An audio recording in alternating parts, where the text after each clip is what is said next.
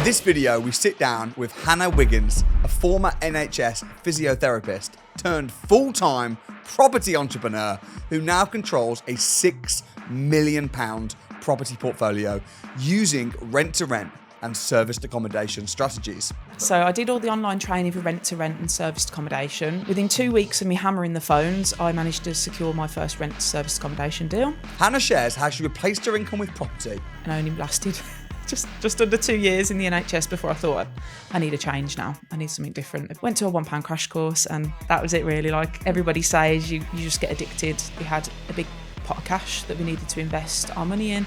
So we decided to buy 2 apartments. What kind of portfolio are you controlling right now? Like how much is it worth? It's £6 million at the moment. Like that's crazy. Scaled from 1 serviced accommodation unit to 14 properties. I love working in property. I love waking up every day with my kids. We've recently launched a 5-bedroom house 20 minutes from Alicante in Spain. And I do have a business partner who I also have 4 rent-to-rents with. So I control 14 properties at the moment. And makes up to £1,700 per month profit from just one of her single deals. And we were making anything between £1,500 to £1,700 profit a month on top. 86% of our bookings across the portfolio are direct now. I've even had direct booking inquiries come through my social media. I've had people reach out to me for support on the Samuel Leeds Academy. We discuss lease options, family life balance, building direct bookings through social media, and how she turned personal tragedy into powerful motivation.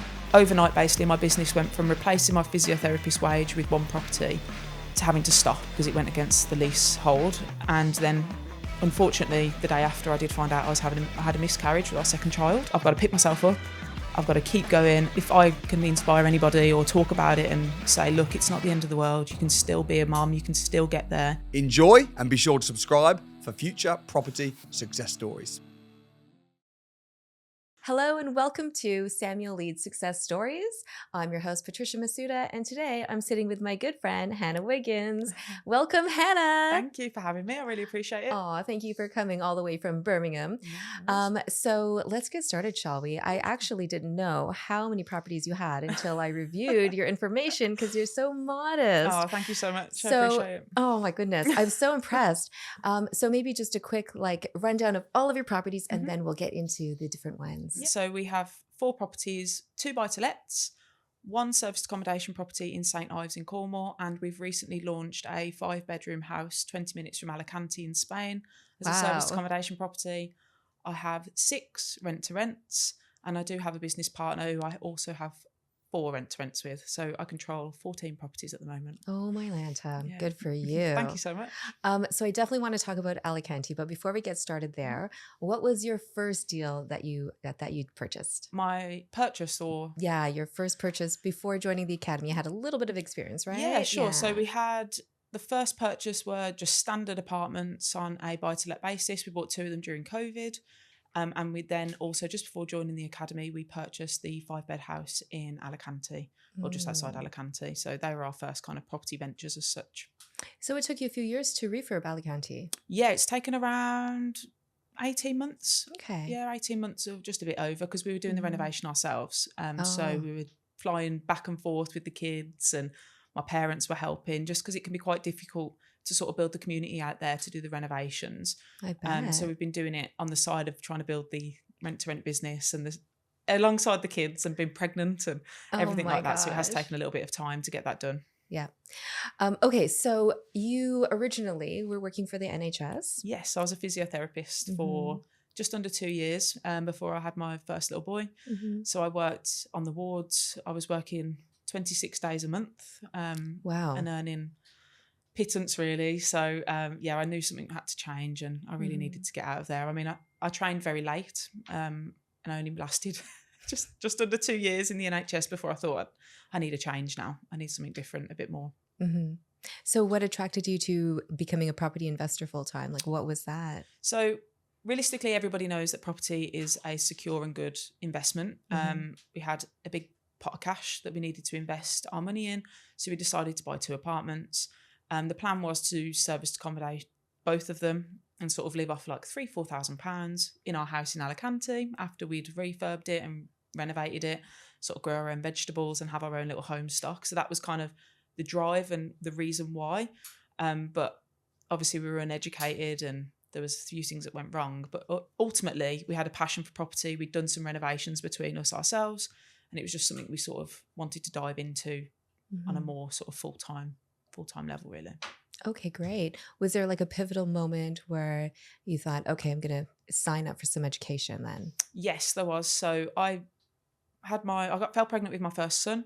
I was on maternity leave, and he was 3 months old, and I turned one of our buy-to-let apartments after its renovation into a serviced accommodation property. I was managing it all myself.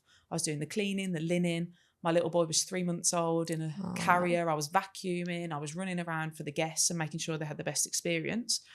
And basically what happened, we were uneducated. So there was a head lease restriction on the property, which prevented short-term stays. So overnight, basically, my business went from replacing my physiotherapist wage with one property to having to stop because we were being pressed for legal fees and legal proceedings because it went against the leasehold. And then, unfortunately, the day after, I did find out I had a miscarriage with our second child. Oh. So I basically had a bit of a mental breakdown. As you can imagine, it was a really difficult time for my family. And I thought to myself, you know what? I've got to pick myself up. I've got to keep going. And if those properties can't work, we need to find other people's properties that are going to work for us. Saw YouTube videos about sort of rent-to-rent serviced accommodation. Knew I was very good at serviced accommodation and providing that service. Went to a £1 crash course, and that was it really. Like everybody says, you just get addicted to the learning, the energy. And I just literally said, I've got to do this. I can't let one thing stop me, another thing stop me, and I need something for me to drive forward. So I didn't want to give up, really. Wow, that is so admirable. And thank I'm you so much. sorry for the life experiences that you went through to get you to where you are now. It's very common. It's not spoken about. It was a very taboo topic when it happened to me with the miscarriage. But 1 in 3 women actually experience it now. So wow, really? If I can inspire anybody or talk about it and sort of say, look, it's not the end of the world. You can still be a mum. You can still get there, and you can still make a really great life for yourself. Then that's what I'd like to do, really, is spread the awareness of that. Mm-hmm. And you just had your second baby? Yes, I have. Yes. Yeah, he's 12 weeks old today, actually. So I've got a 3-year-old and a 12-week-old. So and multiple businesses. Yeah, it keeps me busy. I'll tell you, it really does. The lack of sleep. I find myself working into the night. So when the kids are asleep, I'm up till 2-3 in the morning where I've got the time to really push on with the business. Yeah. Wow. Okay. So you join the academy, and then what happens? You start to get educated, you start to network. And how does that all pan out for you? Yeah. So I joined the academy in October 2023. God, it feels like so long ago now. I know. So I did all the online training for rent-to-rent and serviced accommodation and sort of HMO. Within 2 weeks of me hammering the phones, I managed to secure my first rent service accommodation deal. 2 weeks? Yes, 2 wow. weeks. Yeah. Is that a record? I hope so. I'll have to find out. Oh my gosh. Yeah, so I was shocked that a landlord had actually trusted me to do it, to be honest with you. But I really did give him the reassurance. We built a really great relationship with the guy. Yeah. And it was fantastic. As soon as we launched it, it was fully booked. I think the average occupancy rates were 90 to 95% on short stays. Oh, my Lanta. And it was absolutely smashing it. It was fantastic. So I really thought, this is it. Like it's worth the money. It was worth the investment. I had a lot of support from the mentors, obviously on the academy, with it being my first one. But yeah, it was fantastic, that deal. Yeah, I still love that house now. I do miss it. I really do. What were the numbers? So I think we were making on average. So the rent was $1,400. The bills were around £500, and we were making anything between £1,500 to £1,700 profit a month on top. Wow. Yeah, it was absolutely smashing it. Yeah. Oh my gosh. And where was that, in Birmingham? It was just outside Birmingham in one of the suburbs, yeah. Okay. And why was it so successful? Basically, there's like a national conference centre, very local, so it's called the NEC. We had a party there, right? Yeah, exactly. So that's has frequent events. Then there was a bit of a contractor market that seemed to be appearing Monday to Friday. And then I could sell the weekends for obviously an increased rate. So it was just literally attracting every single market. I put a lot of effort into the staging of the property, so it was dead bright colours. I saw your media listings. walls, and just really kind of pushed the long-term contractor stays or mid-term and the short stays, and it was just onto a winner, really, because it suited both markets, and it flourished. It really was nice. For the long-term contractors, yes. Do you have to do any additional marketing outside of just listing it on Airbnb and Booking.com? I have done before.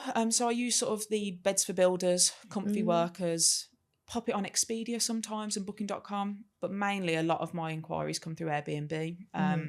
That's kind of the go-to, isn't it? Sort of online travel agency now where people look for their stays. But I have done a few flyer campaigns, but realistically now it all came through Airbnb. And as the brand has built on Instagram, as people have passed our details around in the area, we get a lot of direct booking inquiries now. Really? Sort of like 15 months later. Yeah, we're inundated with direct bookings. So it's, I mean, 86% of our bookings across the portfolio are direct now, which is absolutely incredible. Yeah, I didn't ever expect it. I did the numbers a little while ago and I was like, wow, like that's absolutely incredible. So we really do push direct bookings now. How many hours a week do you work on your property businesses? I probably do a couple of hours a day. Yeah. I mean, a couple of hours a day on the current business. I've just employed a full-time virtual assistant to sort of take those hours away from me so I can now focus on the next kind of projects, the next strategies that I want to go down, and frees up my time to spend a little bit more time with my kids. But I know 2 hours doesn't seem like a lot to the general person, but when you are sort of juggling a young family, trying to do everything that you need to do in your day-to-day life, it can get a little bit overwhelming sometimes, but hopefully that'll free me up soon and I'll be able to focus on other things. Yeah. How did you find your VA? And how does that work? I don't have a VA, so tell me what that's like. So we've got a virtual assistant who is from the Philippines. So they're going to be taking over the bookkeeping and financials, sort of helping me with my social media plan.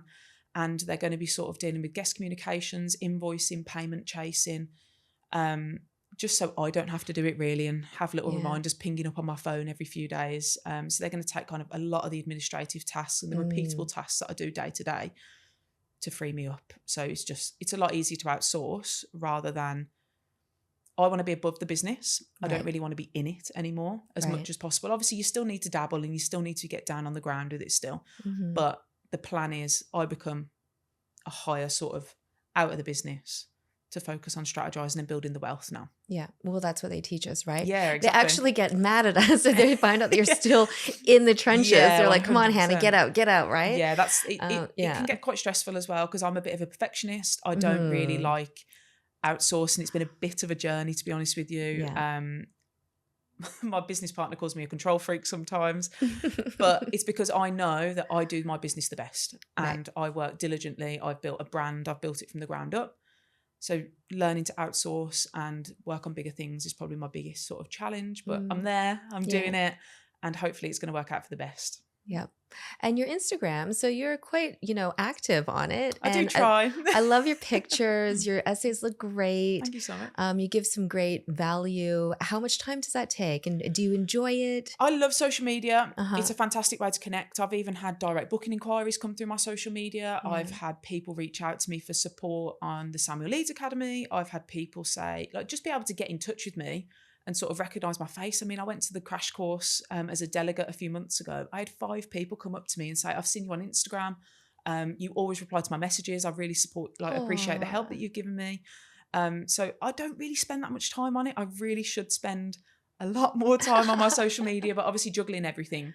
I've just sort of met up with an Academy member, Jag, and we're going to do a social media plan. We're going to hold each other accountable for the next sort of month or so, well, twice a month, every month.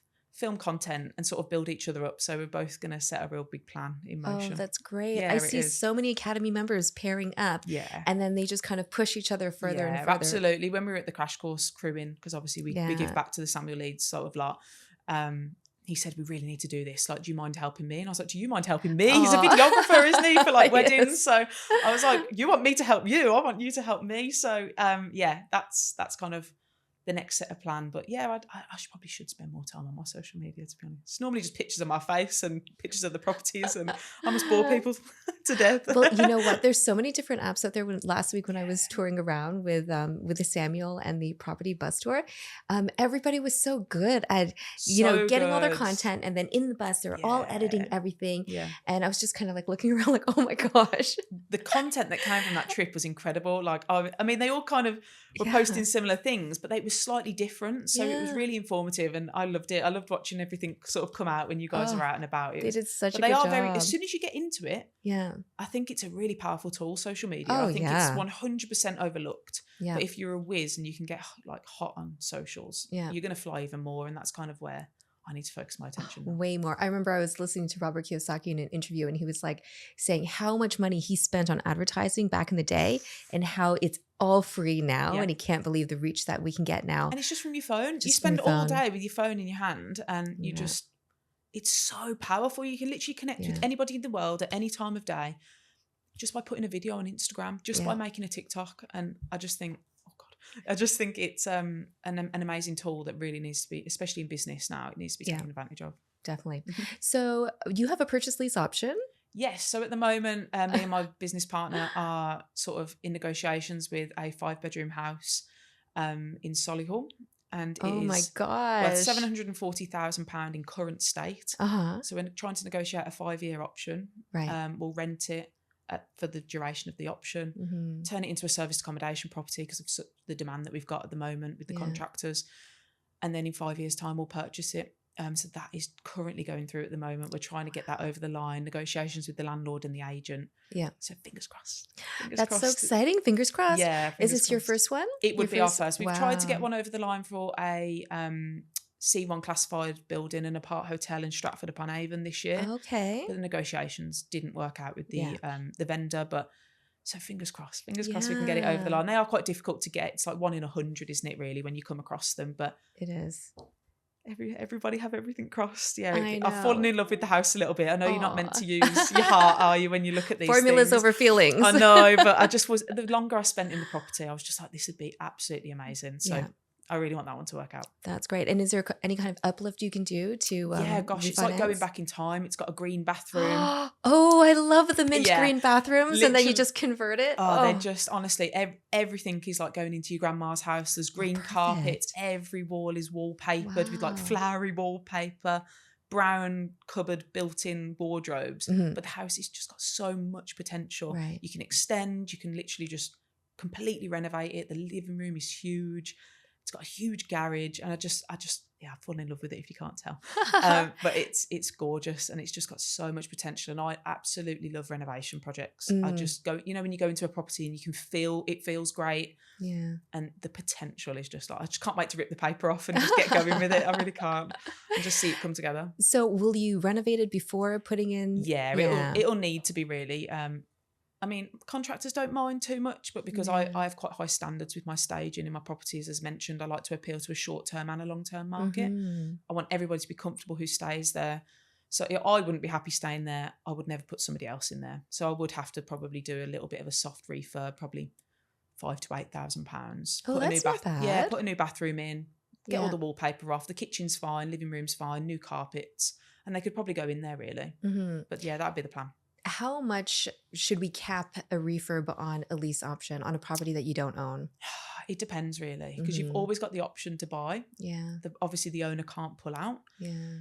Everybody talks about the rent being where you need to make your money for your deposit. But as we know, property does double every 10 years. Every 5 years, it is going to go up. If you're adding value through a renovation, it is going to go up in value regardless. So you've got that little chunk on the value and the rent that you're making and the profit. Yeah. I mean, you're not worried. No. What's your GDV? No way. £1 million when I'm done with it. Ooh, go on, girl. When I'm done with it. Yeah. There's a house next to it. Yeah. And it is just stunning. It's huge. Yeah. It's been extended front, back, side, round. And it's in there's a golden triangle basically in Solihull, where the properties are actually worth 20% more than the surrounding areas. And I think it just tips into it. So I'm fingers crossed. Nice. When we're done with it, it'll be at least $1 million, I reckon. Amazing. Yeah. And that's a JV, you said? Yes, it is one business partner. So what is your JV arrangement? So at the moment, I have 4 rent-to-service accommodation properties with that business partner. He's fantastic. He really supports me, sort of does all the on-the-ground kind of things, because I've obviously got the kids. And because of our success in our rent-to-rent business, we're now going to use the money and the profit from that to kind of look into sort of building wealth together. We've got a great relationship. And just sort of save it sitting in the bank, not making any money. Let's put it into something else that can make us a lot of money. Okay, so the financing is coming from your previous. Yes. Okay, great. So we've had it less than a year, and there's about £25,000 in that bank account at all times. So it can't sit there. Yeah, it can't sit there anymore. We've got to do something with it. Yeah. Wow. And so was it difficult to get this lease option? We were actually looking for rent to rents. We had a chat earlier, didn't we, about how am I still looking for properties? Yes, I am. I absolutely am in that area in my patch with certain requirements. Yeah. And we noticed that basically the rent was a little bit high. The property is very dated. And we asked the agent basically, what's the story with this one? And they said, really, because we wanted to knock the rent down, obviously, to make more profit. And they said, basically, the vendor's not really fussed about the rent. They don't mind void periods, but they ideally want to sell it in 3 to 4 years' time. Yeah. And obviously, your ears prick up, don't they? You're like, oh, we can do both. So my business partner does a lot of the lead generation, and he had a big chat with the agent. We viewed it the other day, and we had another big chat with the agent. Fed it all back, and they've said that the landlord is open to this, and it's something they just would like to sort of go through, discuss, and it will work for both parties. So fingers crossed. Oh, that's great. It's really good. So that's how we came across it. Amazing. You have to ping me a message. Absolutely. I'll let everybody know. Don't you worry, Patricia. Everyone will know about it if it goes through. So that's great. It's really good. I mean, thank you to Dave for it. He's great on the phones and building the relationship. So this is Dave Atkins? Yeah, Dave Atkins. Oh my gosh. So this is the golf charity tournament guy. Okay. So he's in the academy too. Yeah, he joined off the back of, I remember he messaged me when I was obviously starting to do quite well. And he messaged me, he was like, it's not a scam then, is it? And I was like, no, absolutely. He did the 4-day course. And then he went to a crash course. I told him to go. He did the 4-day event, the Financial Freedom Challenges. Yeah. And then he joined the academy off the back of that. Oh, that's great. So I didn't know you guys were friends before that. Yeah, we actually used to work together. I've known him a very long time. Yeah, we used to work in golf. In golf, yeah, okay. We both did at the same place. Okay, great. Yeah. So for anybody who doesn't know, Hannah is one of our many Inner Circle group leaders. So you've been running Birmingham West. Yes. Well, West and South, right? Yeah, we kind of do them between, Yeah. So tell us a little bit about what it's been like being an Inner Circle group leader. It really, really is amazing. At the start, I was a bit like, oh gosh, I shouldn't be doing this. I'm not enough really. But it's really it's kind of changed my experience in the academy realistically. It kind of put me into a position of trust. It put me into a position of, oh my gosh, she's doing really well. And now I absolutely thrive off the environment. Being a leader is one of the best things I ever did, because now I'm at the point in sort of my success as such. I don't like to say it, I'm very modest, but I can now give back. So when I run these events, I feel like I'm really giving value to everybody. I've got people that want to talk to me, people that want to sort of put me in contact with people who might be wanting to join the academy, thinking about getting into property. And it's just a fantastic experience. We obviously get a little bit of special treatment, don't we? We get to sort of talk to you all the time, and we get our own little events. But I absolutely love it. I don't think I'll ever stop being an Inner Circle leader. I really feel privileged to be in that position. Oh, that's wonderful. And we figured out that you're Birmingham West and South, all of those leaders are the original leaders. So you're like the longest lasting. Yeah, but none of us have dropped out or left, because I think we work really, really well together. It also, that's another thing. I had a few friends in the academy, but as soon as I stepped into that position, the only people I talk to really day to day is academy members. Yeah. And we've just got such a great community, such a great vibe, especially in Birmingham, because we're the best, aren't we? So it's just amazing. Yeah, we've got a really good team. Yeah, I went to Birmingham West, your Inner Circle there, and you came in with your newborn little boy. and then so you approached me for this charity golf tournament, which we're organizing in September. Yes. With Dave's help. And so that's great. I just had a meeting and got that all signed off on. That's so exciting. We're full steam ahead. I don't think there's many golfers in the academy, but hopefully we can get them going. I miss my golfing days, obviously, since having the kids and the business. I don't really get a lot of time for it. So I'm really excited for that. Oh, it's going to be so really, fun. Really, and then we're going to combine it with like an auction for people's serviced accommodations. Are you going to auction off one of your... Yeah, absolutely. I mean, to be honest with you, if I can get a bit of availability, if there's a bit of a gap, I'm happy to let people sort of jump in, or they can have the one in St. Ives, because that is wonderul, that one. What about Alicante? Oh yeah, they can have that one too. But I'm actually Sign me up.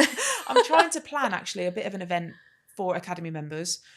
Sort of, because there's a few of us that have got properties in Spain now. I know, you've got, it's amazing. Obviously Chris and Nick and Sandy. So what I'm planning, because my property's a 5-bedroom, sleeps up to 10, got its own pool, etc. I want to do like a networking event, get academy members to go out. Yeah. And what we'll do is we'll spend the days meeting agents. We'll go and see Chris's projects. We'll go to Nick's properties, and obviously I can talk about the renovation on ours as well. So Yeah, it's really exciting actually. Oh my so yeah, like you say, gosh. I did get asked actually on Instagram to do a bit of a giveaway for the Alicante house. So I might do that. It's a really good Oh idea. yeah, that'll be so fun. I can't wait. Thank you. And then you guys have your barbecue organized as well. Summer barbecue. I'm going to come to that. We like to do our Christmas and summer events on the Birmingham because we get such a Yeah. big crowd and a big turnout. So I Yeah. am really excited. That's in July, isn't it now? It's all confirmed and paid for. So Amazing. Yeah. And you know what? It was Birmingham South and West's idea of the Christmas party that I thought was brilliant. And I'm like, everybody's doing this. Everybody Yeah. partner up with your local inner circle locations with the leaders and let's get like 10, right? Yeah, I let's mean, get 10 of these. It's amazing, end of really, year. because I just think we all work so hard. Yeah. I think it's sometimes really hard to celebrate in your family units because obviously day to day your family units understand your success, but you don't get to celebrate as a community and a collective very much. So I just think, let your hair down a little bit. Let's go all out for a meal, jazz it up a little bit and have a little bit of fun. And also I think it keeps the events fresh and it keeps people looking forward to the next thing. I mean, people are already asking us about Christmas, what we're doing. Yeah. We haven't even done the summer barbecue yet. So it's great. It's really lovely to get together. I mean, people travelled from like Shrewsbury, Telford, Manchester, Brighton to come to that event last Christmas. So it was really, really good, really worthwhile. Oh, that's good. I really love good. it. And any new ideas, just keep bringing them in, right? Because that's absolutely. what we want to do. We'll keep it fresh and exciting. That's no problem. Go. So motherhood. Yes. How has that affected your business? Was it difficult to juggle? Yes, it is quite difficult because I started, my son was 3 months old. He's now 3. That was when I sort of got into property full time as such. But I will say one thing, it's hard work. Now I've got the little one as well. So we've got 2 boys, Tommy and Freddie. They're amazing. I literally love the bones off them. It is hard work, but what it causes is you to work harder in those moments that you do have. I feel like you really do have to juggle your time effectively. You need to have quite a good support network around you. So we've got grandparents that help us a lot with childcare, sort of 2-3 days a week. And yeah, it can be really difficult. And I think when women have children, they're automatically put into a bit of a box where you are now a mom and you have a massive, massive identity change. Whereas I think it's really, really important for moms. I really would like to say this out to any mom out there who's watching this. You can do it. You can do whatever you want to do, regardless of being a mother. You do not have to lose yourself in that world. Fantastic. I am a very, very good mom, and I will hands on heart say that I give everything to my boys.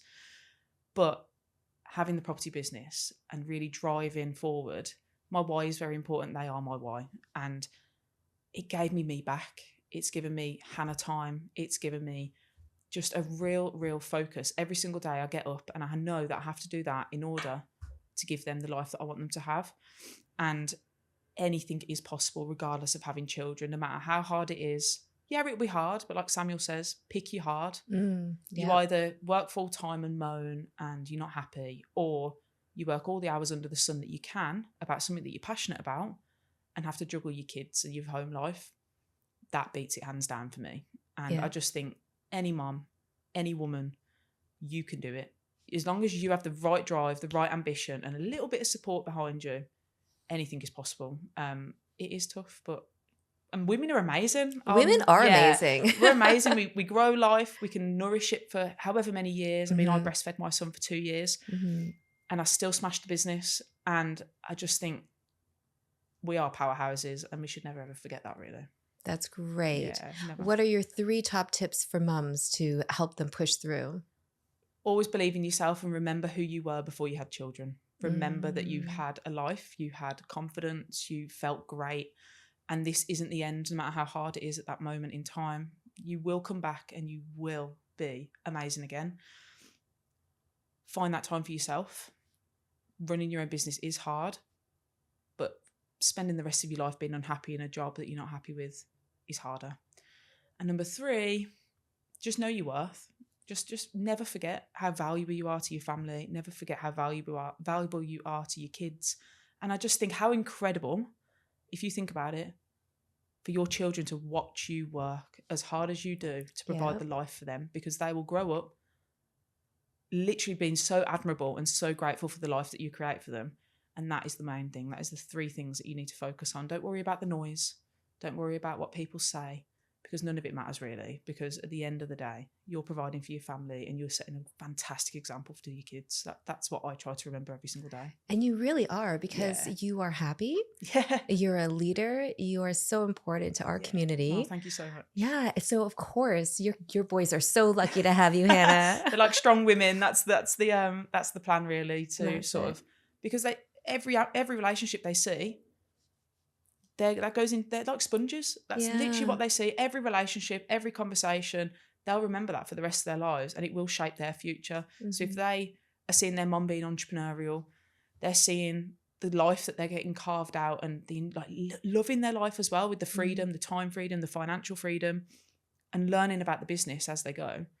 That's only going to sort of influence them in their future and shape. It's a generational change, realistically. That's kind of really big. That's a really big thing for me and my family. Massive generational change. You know, we don't come from rich backgrounds. We're just very standard working class kind of families.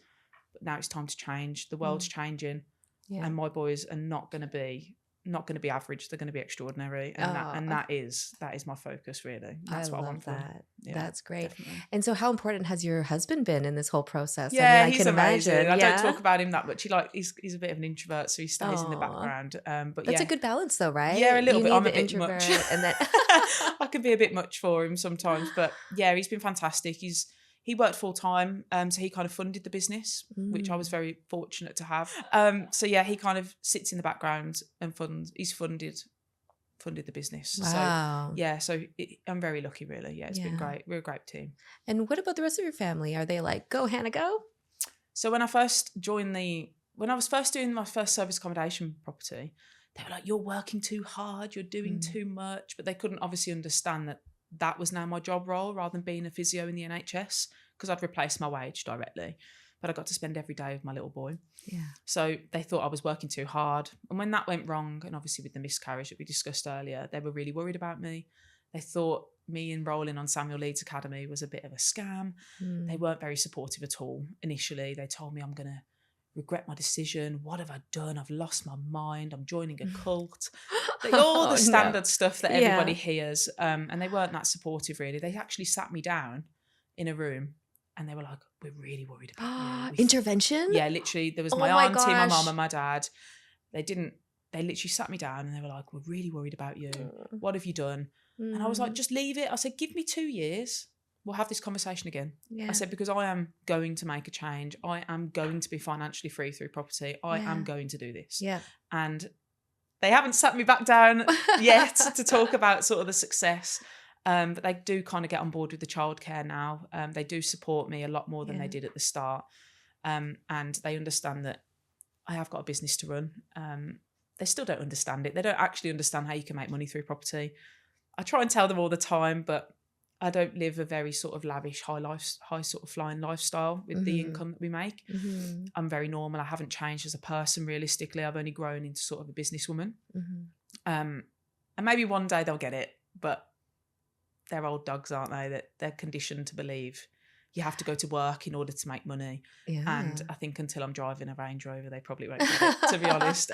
But yeah, they are very supportive in other ways. It's just, if they can't get their head on it, they can't get their head on it. And it's hard to get your head around these things because it goes against everything that we were taught, right? Well, everything. I mean, even as a journey as an entrepreneur myself, it's sometimes you get that moment. It's like, what am I doing? Like you said before, I don't talk about my success at the start of this. When you saw what I had going on, you were like, I didn't even have a clue, Hannah. Like, I just don't talk about it. But I do think the journey of becoming an entrepreneur, you do hit a wall. And it's just, you might need to make the decision really whether you run through that wall and you keep going and when it gets tough and you know that you can do this. Yeah. And yeah, that's what I try to do every day realistically. Just get up. I'm very passionate about what I do. I love working in property. I love waking up every day with my kids. I love having that time freedom. We feel the love from you, Hannah. Absolutely. Like I couldn't imagine going back to work and someone telling me when I can have holidays, and it's just not for me. The flexibility, the drive, the ambition, it's just kind of who I am really. And being an entrepreneur suits it. Like here we are on a Thursday, right? You've driven down from Birmingham. You're hanging out with me. You're going to hang out with 400 Academy members. You're going to have dinner with us and party. And you get to do this because you're an entrepreneur. Every single month, I don't need to ask anybody's permission. and I wouldn't miss it for the world. I really, really, next week I'm doing the ACPP. Ooh, Yeah, I've got my ACPP. okay. I'm on the last one, The Monday to graduation. Wednesday, and then the weekend after, I just fly to Spain. I'm going to Spain to the house for 10 days, just to check out before it goes live for the first guests at the start of July. Yeah. I wouldn't be able to do that if I was an employee or I was working in the NHS. I'd have to ask for holiday. I'd have to schedule everything. And it's just not for me. Being an entrepreneur is the best. It is sort of running your own business on your own time. There's nothing better. Are you going to purchase more in Alicante? We're thinking about it. We've been speaking to Chris Cully a little bit about it. And he's kind of, hopefully we can meet up when we're out there at some point. We've got the same contact. So fingers crossed, when we refinance the property, we can look at purchasing out there. It's just amazing the advancements that the Academy has had over, I've been part of it for 5 years. Wow. You've been part of it for a year and a half. And it's just crazy that I remember my first courses. And now here I am talking to Academy members who are purchasing property in Spain, in Dubai. They are growing their portfolios. What kind of portfolio are you controlling right now? Like, how much is it worth? It's £6 million at the moment. Like, that's crazy. Yeah, it's crazy. I didn't even realise, actually, just as I joined the Academy, I was already a property millionaire. Wow. From our own portfolio. And I didn't have a clue. I didn't even know what that meant, to be honest with you. It's incredible, really. So, yeah, as I say, in 18 months, I've gone from controlling £1 million to £6 million. And like you say, being in this environment is just, it's addictive. It really is addictive. Spending time and bouncing ideas off people is just, the possibilities are endless in this community. The people that you talk to every single day, the position I've put myself in with the inner circles, it's like, it's next, there's nothing better. There really is nothing better. And I'm telling you now, I would never be where I am now without the Samuel Leeds Academy. And the support that you guys give and the friends that I've made. I wouldn't be anywhere. I really want. No way I'd be able to watch YouTube and do it myself. There's no way. There's literally no way. I know, it really is a community, isn't it? It's amazing. It's the unlimited mentorship. It's all of the networking. It's the push. It's like, come on, let's go, right? And it makes you want to give back. Yes. So I'm doing the crewing. Samuel had me as the mentor at the crash courses last week in Birmingham. How was that? It was incredible. I felt privileged. Yeah. So what happened? Did he call you in advance and ask you to come? So I was crewing already. So okay. doing the voluntary crewing for Samuel Leeds at the crash courses. He pulled me to the side when he got there at sort of 9 o'clock and was like, Hannah, I really want you to sort of do the mentoring. We're going to trial it. Do you mind if I bring you up on stage and you can talk a little bit about yourself? So it dropped on me straight away. I was a bit apprehensive and a bit nervous, but honestly, I absolutely thrive in those kind of environments. So I got up on the stage, told a group of 300 people what I'd done in the short amount of time, explained that I was a mom. And I think that kind of story was relatable to a lot of sort of women in the crowd, women who'd come with their kids, like their 16-year-olds who really want to get into property. So I had a hell of a lot of people come up to me and sort of want to hear more about my story, how much I'm earning, in what time. And it was incredible. I felt very honoured that Samuel actually let me do it. It was a bit of a milestone for me, actually, sort of, because as I say, I don't big myself up. I don't talk about what I do. So to be recognised in that sense was a bit of a moment. Yeah, I really liked it. Oh, I bet it was. And I bet it was so inspirational too. I went to a crash course in London a couple of weeks ago, and it was so fun. And again, he had everybody up there, and I heard Scott Lyons talking. So I ran from the back and I started filming, and then Samuel saw me in the corner filming. So he called me up on stage. And it really is something else, isn't it? To sort of share a little bit of your story. It's crazy. Remember what you were able to accomplish. And did you even think 19 months ago that you'd be standing in front of 300 people telling them about your £6 million portfolio? I wouldn't stand in front of 10 people, let alone 300. Yeah, I mean, I've got up on the stage at the dinners as well once before, and that's obviously a massive crowd. Yeah. No, and that's one thing I did want to mention about the Academy. Everyone talks about money, properties, how much you're making, profit. Nobody talks about the journey of your self-development. Because I can guarantee now, Patricia, I would never have got up in front of people and spoke. I would have just sort of shied away from that. But it changes you as a person. Your mindset changes, your attitude changes. And that development in itself, to me, it's undescribable. And yeah, I never would have ever imagined 19 months later from joining the Academy, I'd be in the position that I'm in Never. It's Never, ever. amazing. Yeah, it is incredible. And I just, I'm going to be here for a while. I'm going to Good. keep giving back and see where it takes me, really, and sort of help the next generation who want to get involved and realise that anything's possible. Yeah. So for the next generation, Yes. what kind of words of wisdom do you have for them? Never, ever, ever, ever give up on your dreams. Anything is possible in this world. We live in an age where information is at our fingertips. If you want to do it, you can do it. I mentioned before, everything is hard. Pick your hard, but never, ever, ever limit yourself. And there is one massive thing that I used to do, and now I don't even pay any attention to it. Comparison kills. If you start comparing yourself to other people's lives, what cars they're driving, what house they live in, none of that means anything.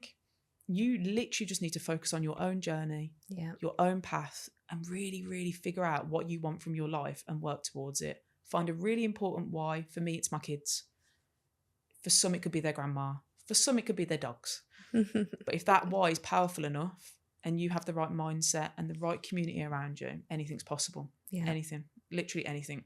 Anything you put your mind to, just keep going and do not give up. You think Richard Branson, Alan Sugar, Samuel haven't had knockbacks. I mean, myself, I had a knockback. I started in service accommodation, lost my second born child. But you just get back up. You just got to keep going. Just do not let anything stop you. If you've got the right mindset, anything's possible. Great. Yeah, oh, I love this. Thank you so much for sitting with me today. It's no problem. It's been a pleasure. Thank you so much for having me. I really appreciate it. Thank you. Thanks for sharing your story. No problem. Very inspirational. I loved getting to know you much better. And I can't wait to continue working with you for inner circles and events and stuff like that. No, so if somebody wanted to reach out to you, Hannah, what would be the best way? Probably Instagram, if I'm completely honest. Okay. So it's Hannah_creative living. Creative living. Yeah. Perfect. Well, great. Well, thanks very much. No, thank you so much. And if you enjoyed this segment, please give us a share, a like, a love, a comment, a subscription, and we'll continue doing